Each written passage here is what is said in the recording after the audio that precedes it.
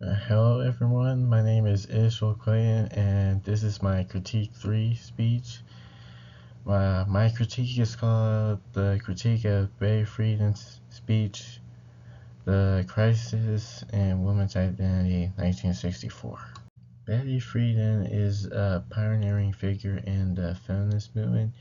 She delivered speeches that challenged societal norms and inspired the fight for gender equality.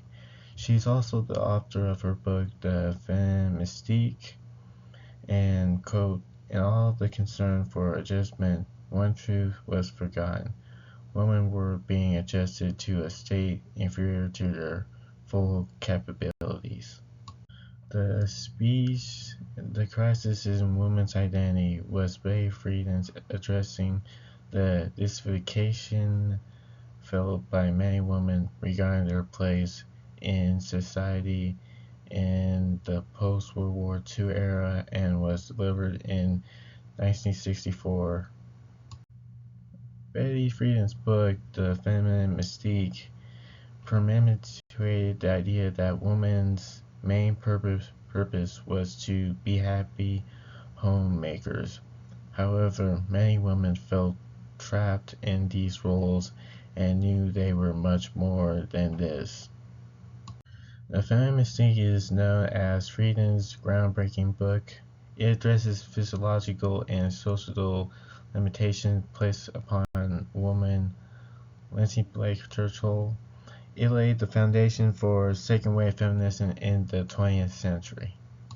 The thesis statement of this: women are facing a crisis of identity due to restrictive social expectations.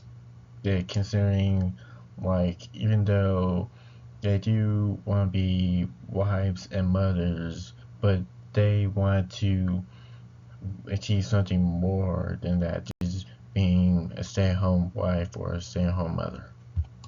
Friedan understood this sense of discount and began to advocate for women's liberation by dismantling the feminine mystique, systematic change in gender roles.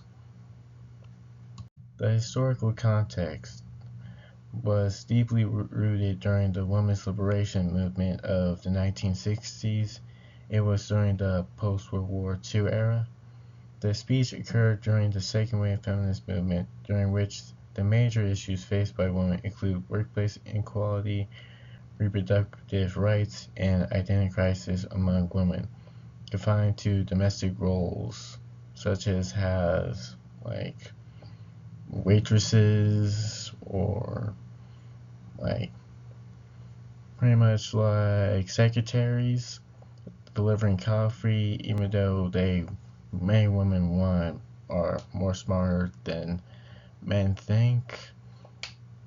Like considering like women are more smarter, like get taller more than men. So yeah. The editorial situation. Friedan's credibility is known as pathos, logos, and ethos. According to Abedi Muradi, 2017, Friedan's role was a writer and a leader in the feminist movement. She had credit for authority in her speech, using research, data, and personal experience to engage in empathetic encounters with her audience. The primary audience, women who feel unfulfilled or hindered from doing more by society. The secondary audience, general society, men, policymakers who tend to ignore systematic gender inequalities. Examples are college-educated women who are discouraged from getting a full-time job, women who are denied equal rights because she is a woman and not a man. Friedan's speech was exigent. According to Munoz, 2017, there was an urgent need to redefine women's roles within society and how systematic discrimination was causing women physiological trauma. The speaker's primary purpose, raise awareness by highlighting women's struggles post-World War II, inspire change by having women demand equal rights. The secondary purpose, empowering women by urging them to pursue their aspirations. Challenge the feminine mystique by looking at women's restrictions in society. Spark social movement by laying groundwork for activism and reform. Rhetorical problem: Friedan had to convince her audience that women's feelings of discontent and unhappiness had nothing to do with women's failures in life, but more about the social stereotypes, consistently from the views of men. Rhetorical strategies.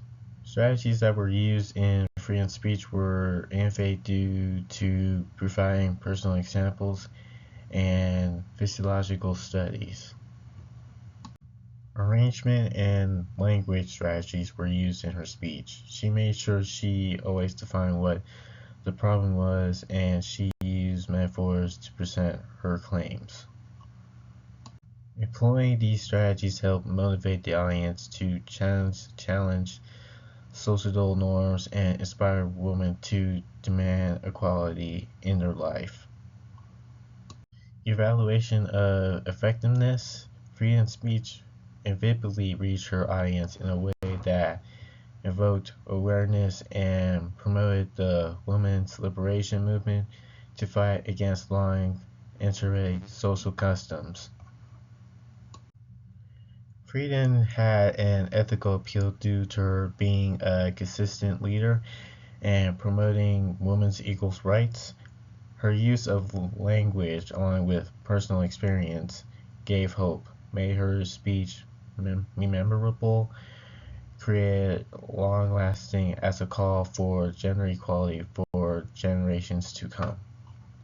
The weaknesses of Friedan's speech. The speech was also during the rise of the Civil Rights Movement and the passage of the Equal Pay Act in 1963. Both helped lay the groundwork for the feminist movement. However, the speech focused only experience of middle-class white women and neglects challenges women of color face, neglects women with disabilities, and also it never talked about of women who are in higher positions like rich people or why higher up class in the suburbs of consistently of white women. Researching the audience analysis, I was not able to see pictures associated with the primary of secondary audience that show women of color or with disabilities during that time. The key points of Friedan's speech combined with logical affirmation appeal to emotion and rhetorical strategies to underline systematic gender issues and appeal to collective action. And for my conclusion, the crisis in women's identity has become one of the most important speeches in the feminist movement, thus illustrating how rhetoric enables individuals to transform themselves and society and for generations to come, for the future women who want to do more than just being a stay in whole life and just want to achieve something bigger in their lives. That's my critique 3. My name is Israel Clayton, and thank you for listening.